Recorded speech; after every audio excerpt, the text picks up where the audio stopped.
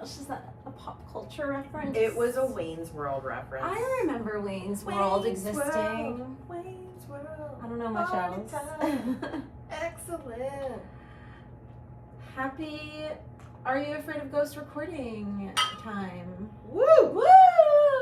We're We're going crazy with our water. Wild. Wild water. Wild water. You think it's we think it's You water. thought it was wine. Oh, you think it's water. What do they think it is? I don't know. Turn water. Jesus turned water into wine. So it's both. Okay? It is. It is both. So I'm going to jack this word up a lot. What? But have you ever heard of triskaidekaphobia? Nope. Oh, actually, Triskaidekaphobia. I have. Of course you have. I have. Of course you have.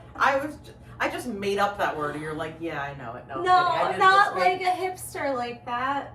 Triskaidekaphobia. Triskaidekaphobia. Yes. Okay. Mm-hmm. Say that 3 times fast. Triskaidekaphobia. Okay. All right. Now you're getting fancy. Oh. Okay. So this is what stemmed this topic was I stumbled across like some articles about how there are no 13th floor in buildings and why. And Yeah. I was like, I never really knew why, but I like knew that there was something like spooky. But I was like, I just wanted to kind I of want to know. This is very interesting. So I have a couple different sources that I pulled stuff from. So this is just gonna be a little scattered, but I'll do my best. All right. So the first thing is this is from WSRB.com. Mystery of the Missing 13th Floor. Mm-hmm. Okay, and this was written in 2022 by Robert Lacey. I guess this was all right, wishing everyone luck this Friday the 13th, the most unlucky of all days. But where did this superstition come from? Why does the number 13 get such a bad rap?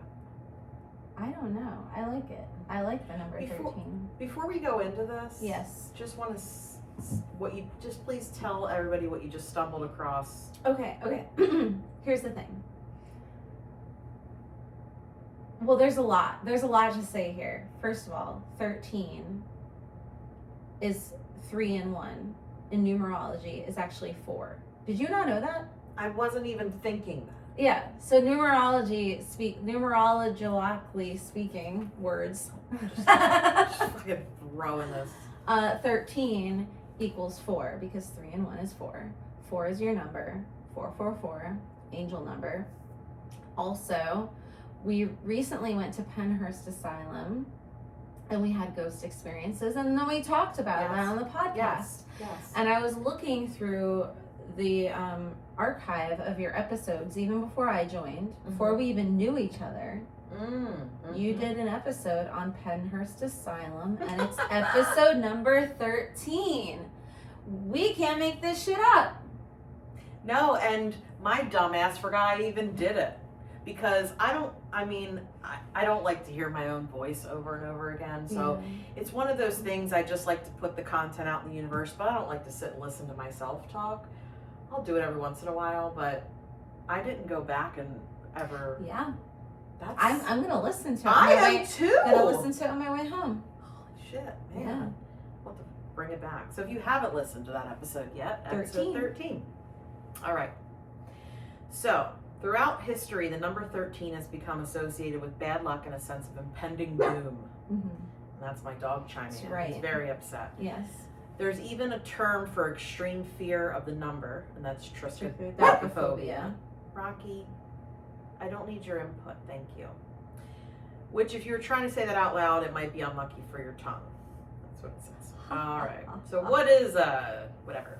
Triskaidekaphobia. Extreme superstition regarding the number 13. It looks like it's a half Greek, half English.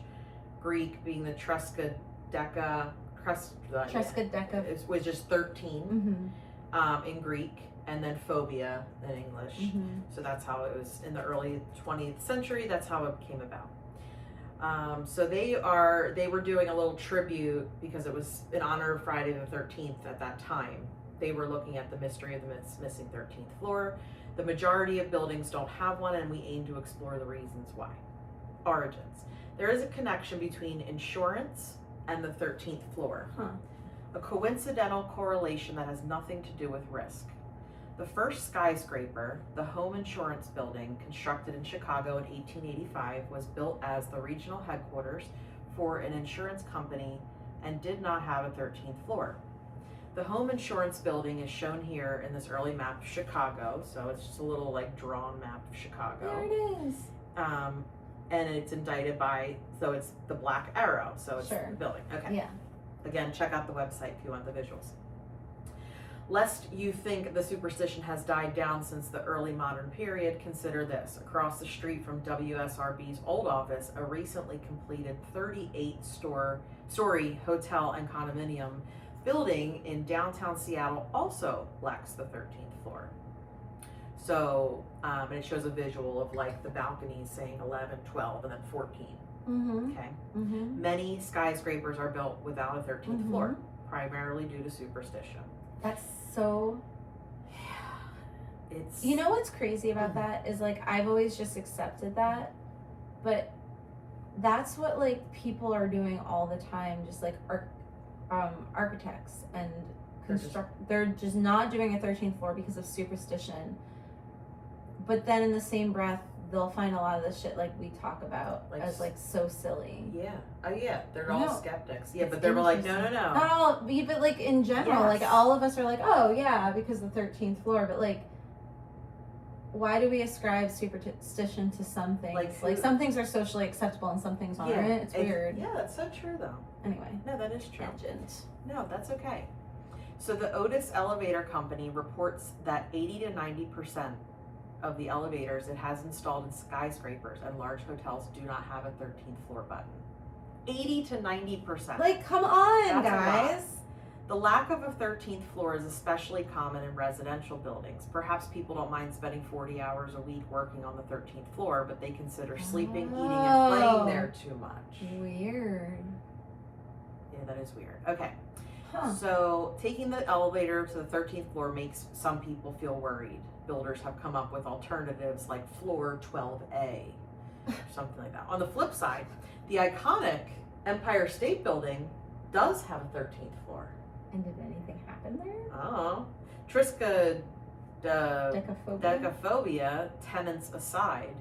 For 40 years, it stood as the tallest building in the world, 1931 to 1972, holding the record longer than any of the other 8 buildings that had held it during the last century. So where did the fear of number 13 begin? Nobody knows for sure, but the phenomenon can be traced back to ancient times. Here are just a few examples of why 13 may be an unlucky number. At the Last Supper, Judas was the 13th guest. We all know how that went. Come on. Fucking Judas.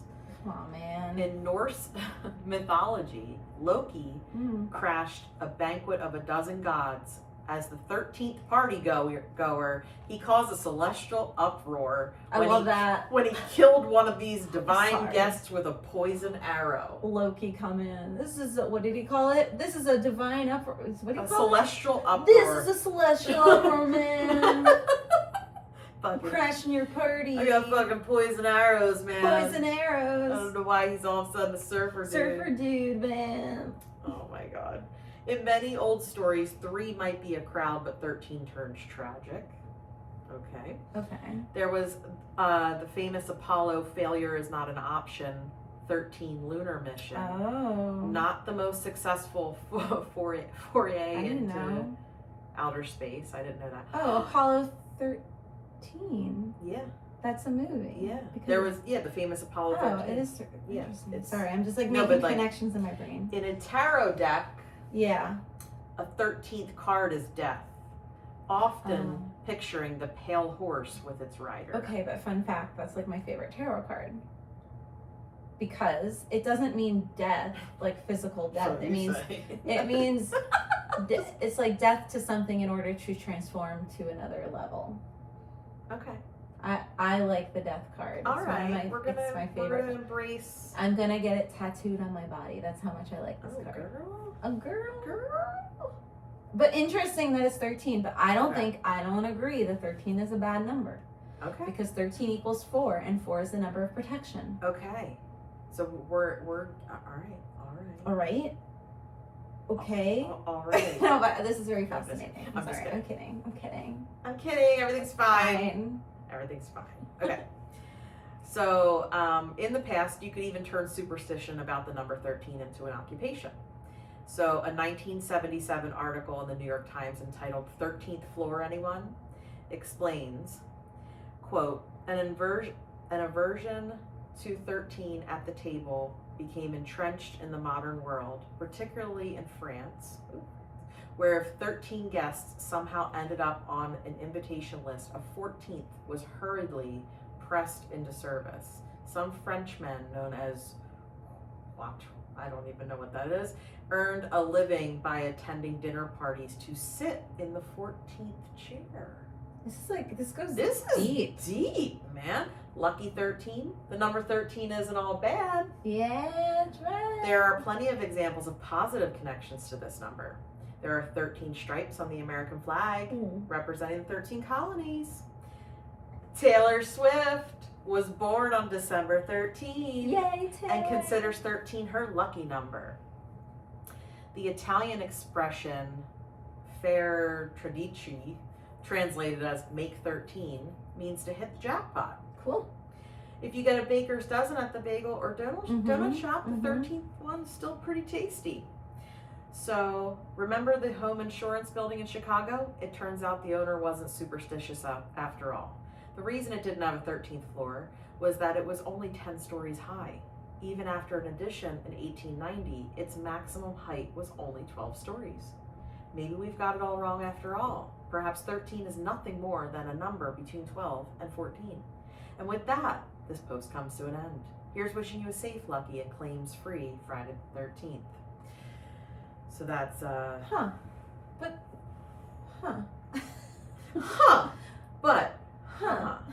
That's all I have to say.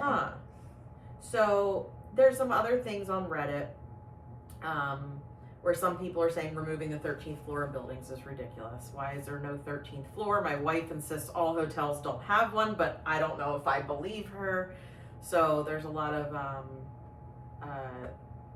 things on here that one of it is, I'm just going to see what this one is.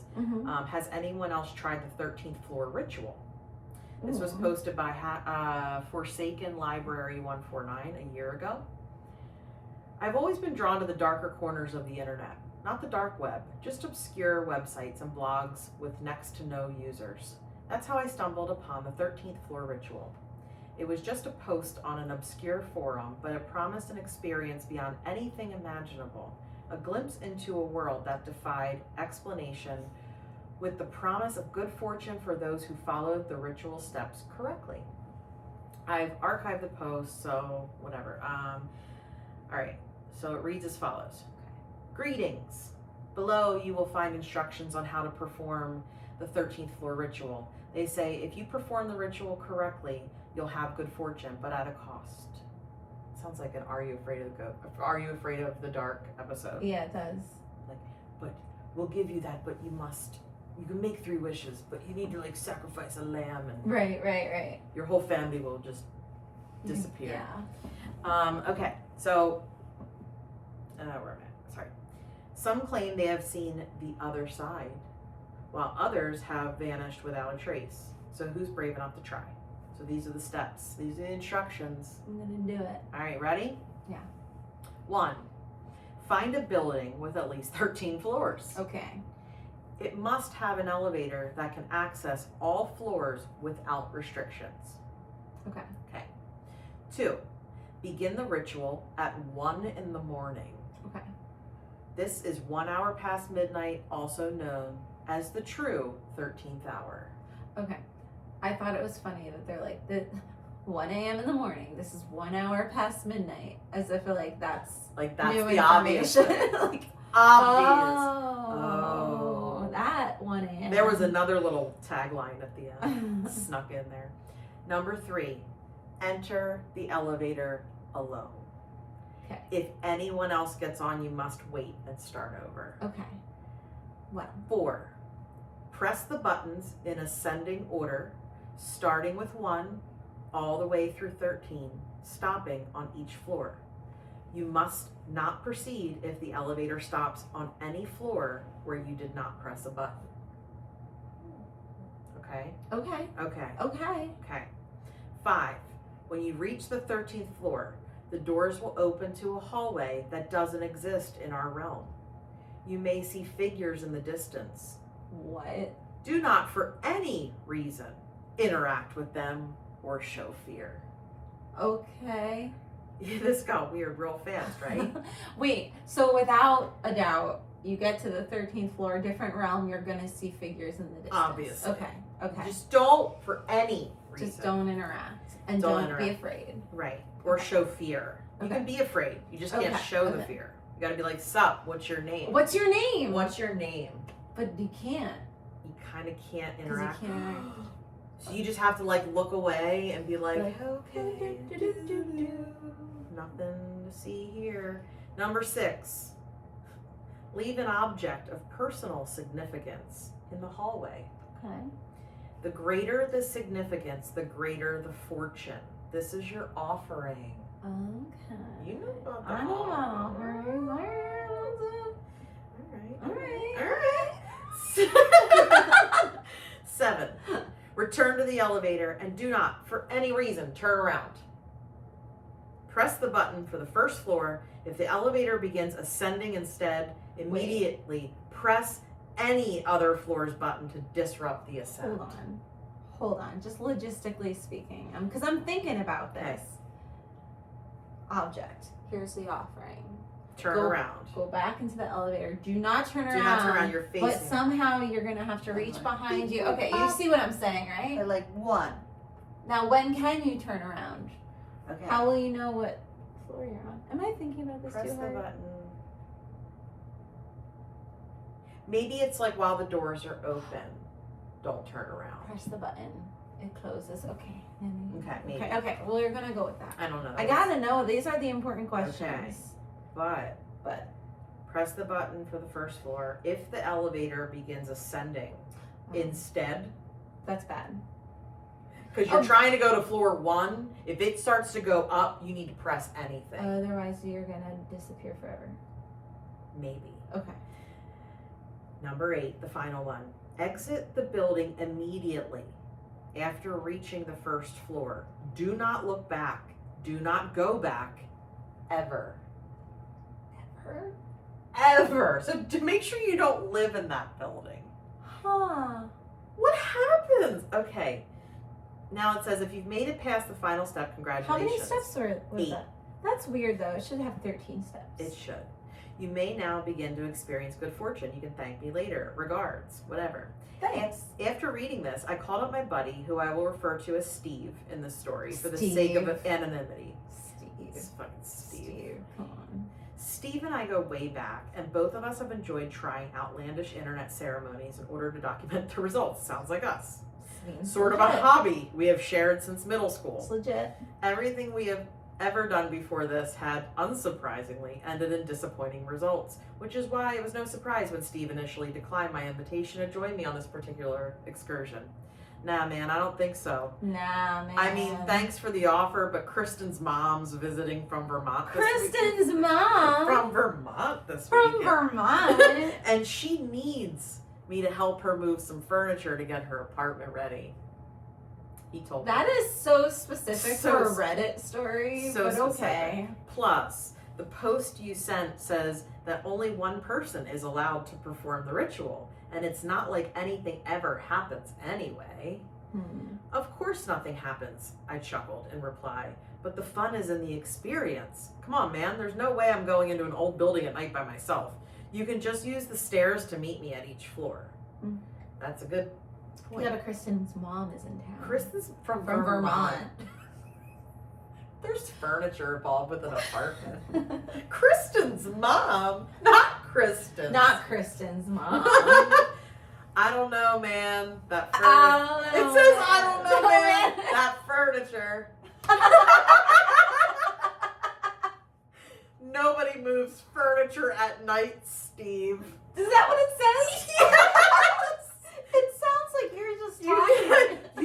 don't want Kristen's mom to find out about your little hobby. Isn't that it? Why are we so obsessed with Kristen's mom? I need to know. No one moves furniture at night, Steve.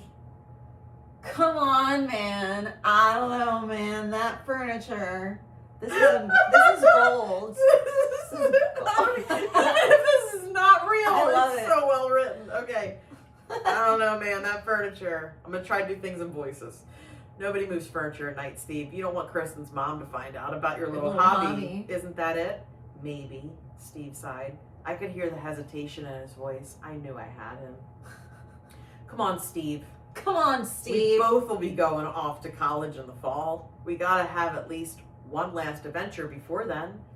Man, Kristen really has turned you into a scaredy cat. Oh, don't blame Kristen.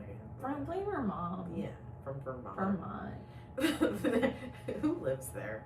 There was a long pause on the other end of the line. Finally, Steve relented.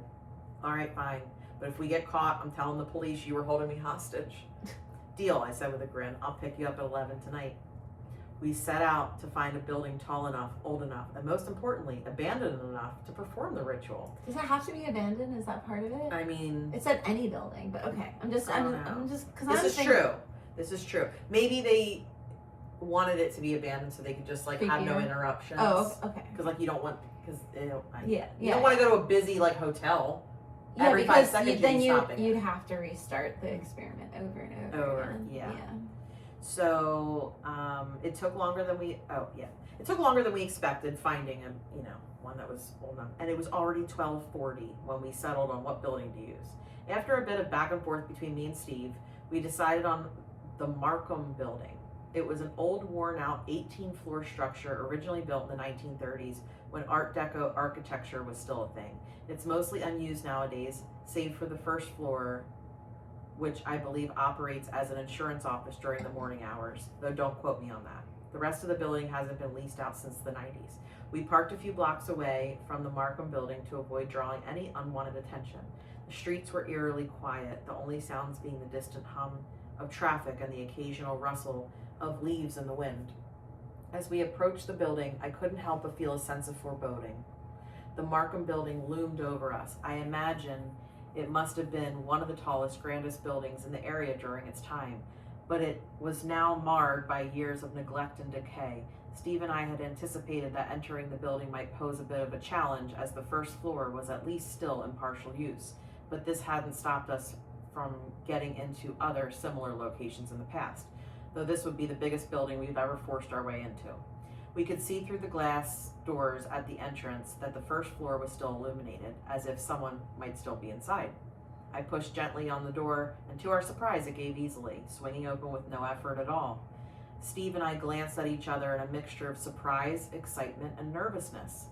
Steve quickly put his lock-picking tools back into his front pocket, because he didn't have to pick a lock. Well, that's pretty good. Well, that's handy. That's good. Good thing Steve's got it together. Come on, Steve. He's breaking into homes and shit. We had been kind of worried about being seen by any cameras inside, but now that the door hadn't been locked, we were no longer very concerned with being charged with unlawful entry. Sure. As for all we knew, the building was still open. In fact, we were now more concerned about running into an employee who might question us and what we were up to. Makes sense. Cautiously, we made our way through the entrance, past the empty receptionist's desk, and into the main lobby. It was not fancy. In fact, it was rather dingy and also appeared not to have seen any improvements made to it since the mid-'80s, when the building had last been renovated. What stood out in contrast to this, however, was the large, shiny new silver elevator located on the far side of the room. Half expecting someone to come up from behind, we hastily made our way over to the elevator's metallic doors. "Why is it so new?" asked Steve, holding the flashlight I had given The him, important question, Steve. though it was currently pointless, because this flashlight didn't need it. Mm-hmm. I don't know, I shrugged. I guess Wikipedia was wrong and this place has been renovated pretty recently. Heck, maybe even the other floors aren't abandoned either. Steve didn't reply, but the uneasiness in his face was very easy for me to read. The instructions were clear. At 1 hour past midnight, I was to enter the elevator alone, visit floors in a specific order, and never, under any circumstances, look back once the elevator reached the 13th floor. Mm-hmm. Remember, you have to take the stairs and meet me on each floor, I reminded Steve. Yeah, I got it, he replied, rolling his eyes. So Steve has to run. Steve has to go up the stairs. Up the stairs. Yeah. Okay. I stepped into the elevator and pressed the button for the first floor. As the doors closed, I could hear the faint sound of Steve's footsteps as he made his way to the stairwell. The elevator began its ascent, and as it did so, I couldn't shake the feeling that I was being watched. I found myself glancing nervously at the mirror, half expecting to see a shadowy figure lurking behind me. But of course there was nothing, just my own rather pale reflection staring back at me. When the doors finally opened on the first floor, I was relieved to see Steve waiting for me. Everything okay? He asked, his voice tinged with concern. Yeah, just feeling a bit creeped out in there, I admitted. Let's keep going. I pressed the button for the second floor. The doors closed, and the elevator continued its journey. We repeated this process following the sequence of buttons outlined in the ritual. Each time the elevator stopped, I was greeted by Steve. He was always able to get to the next floor ahead of me. That's wild. As the elevator took around an extra 20 seconds extra in the process of opening and closing its doors. So that gave him, I guess, time to get to the floor. Wow. I was also careful to never, now keep in mind, these guys are like not even in college, so. Okay, they don't, their bones and joints don't hurt like no, us. They're like little, okay. They're So, spry. they are. So, extra 20 seconds. Okay, great. I was also careful to never step out or for him to step in. I didn't want to do anything that could potentially force us to start over. Mm-hmm. We continued floor by floor until I reached the 12th floor. As the doors opened, I fully expected Steve to already be there, waiting for me, as he had been on all of the other floors. But there was nobody there. Just a dark, abandoned office hallway. Now this is the 12th floor. Mm-hmm. I didn't want to admit it to myself at the time, but I was scared. Steve? I called out softly, and as I did so, that feeling of being watched intensified. I could hear my heart beating loudly in my ears, and for a moment that prevented me from hearing something else. Eventually, I breathed a sigh of relief when I realized that I could hear Steve's footsteps echoing in the stairwell. He must have already started heading up to the 13th floor. I took a deep breath and pressed the button for the 13th floor. The elevator doors closed with a soft thud, and despite knowing deep down that this ritual was just a prank posed by some internet goof, I felt a shiver run down my spine. To me, the ascent felt slower this time, like the elevator itself was reluctant to reach its destination. When the doors finally opened, I was greeted by pitch blackness. The other floors had been dark, sure, but even then there had been some light coming through the large glass windows that lined up some of the walls. My heart was beating quickly as I flicked on my flashlight to see what was ahead of me. Even though I was scared, part of me felt disappointed when all I saw was a hallway that looked completely normal for an abandoned building. The walls were lined with faded wallpaper, and the floor was covered in a worn-out carpet. There were many desk chairs stacked on top of one another in a corner, and a trash bin that appeared to be filled with paper, but otherwise there was little else to see in the hallway. It was eerily quiet, and the only sound was the faint hum of the elevator behind me. I stepped out of the elevator, my heart resuming a more slow and steady beat. I glanced around, again expecting to see Steve waiting for me, but the hallway was empty. I took a few cautious steps forward, my eyes scanning the area for any sign of movement.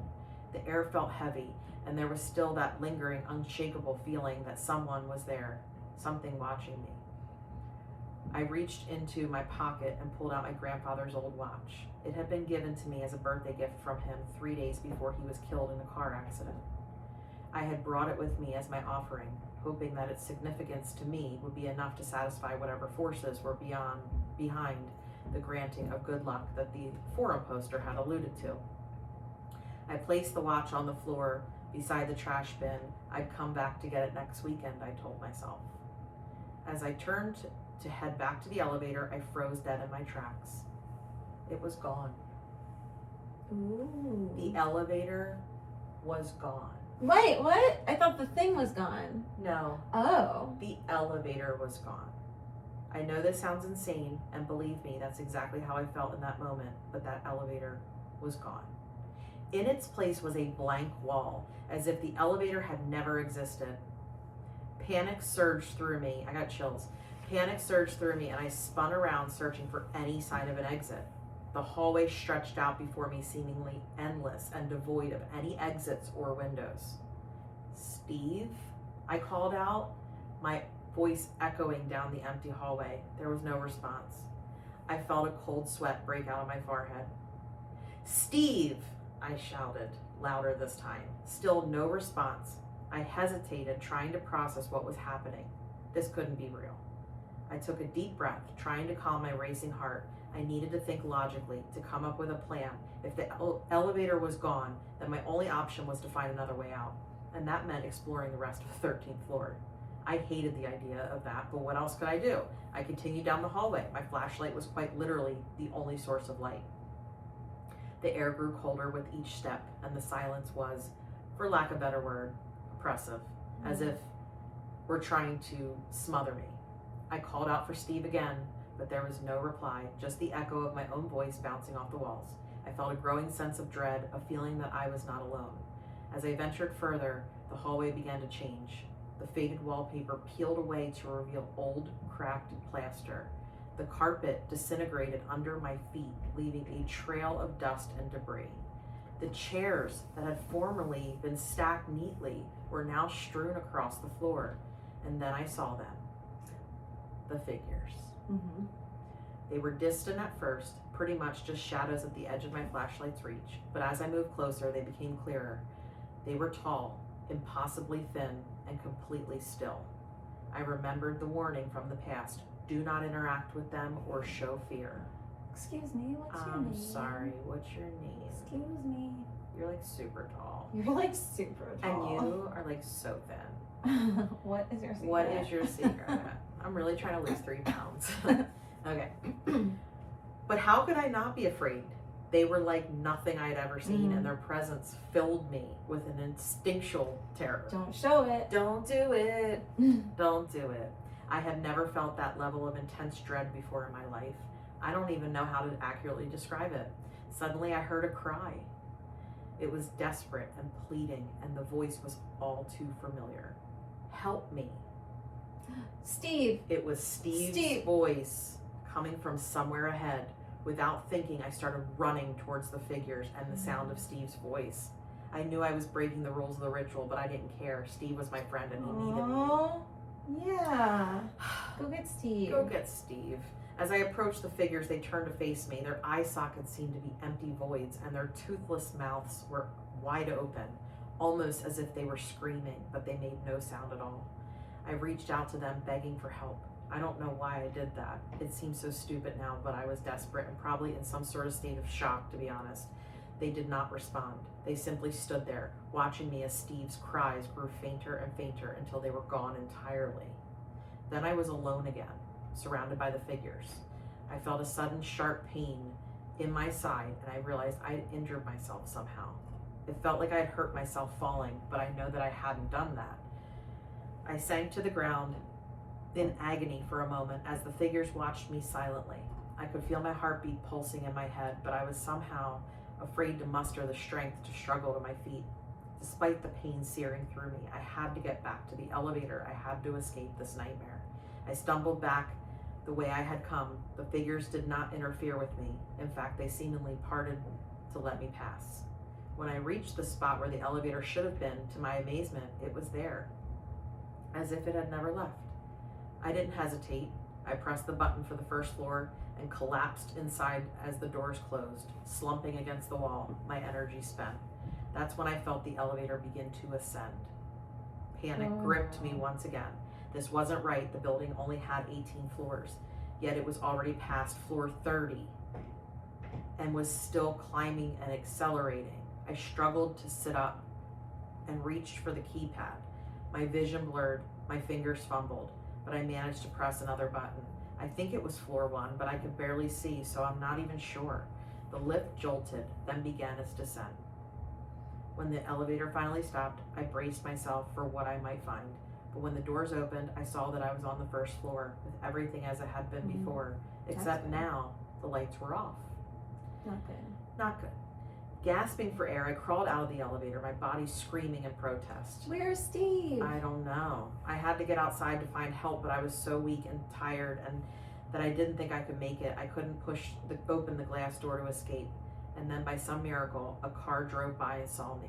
A stranger rushed to my side, their voice echoing distantly as they called for help. I awoke the next morning in the hospital.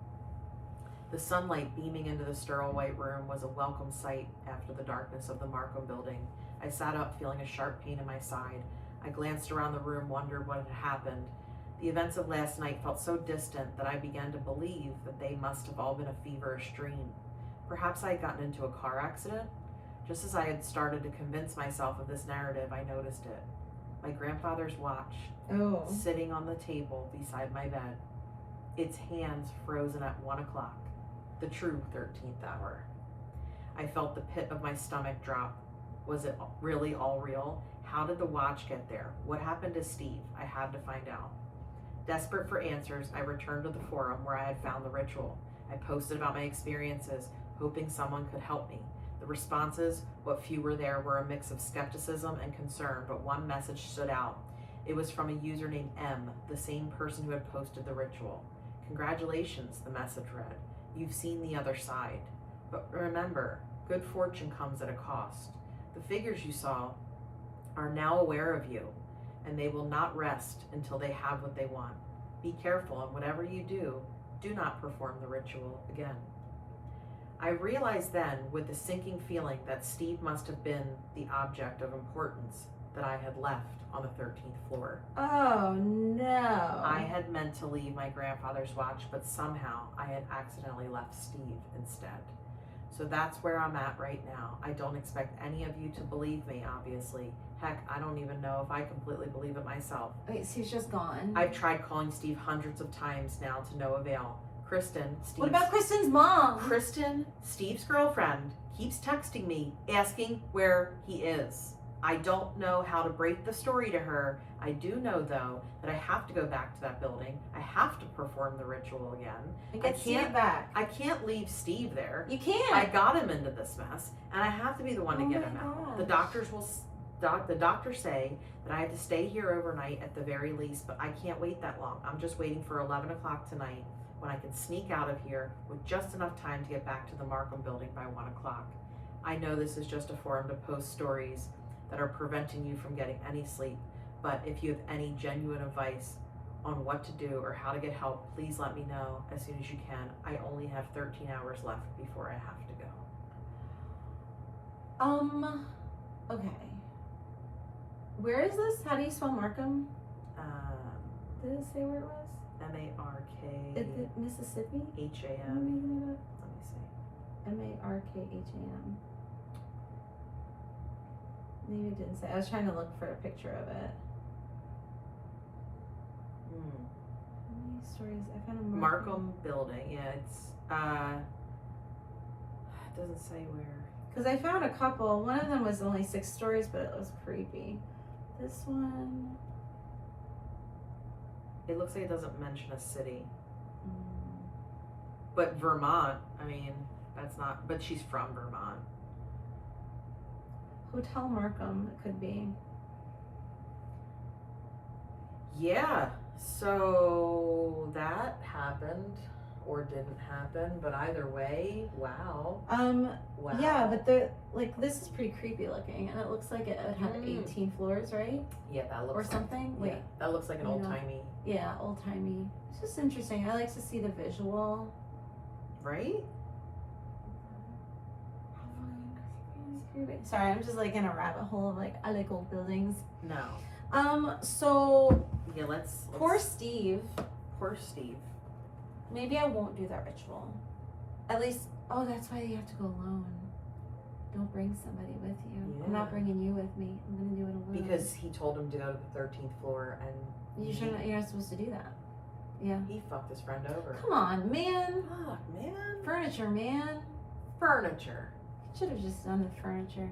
Well. Well. Well.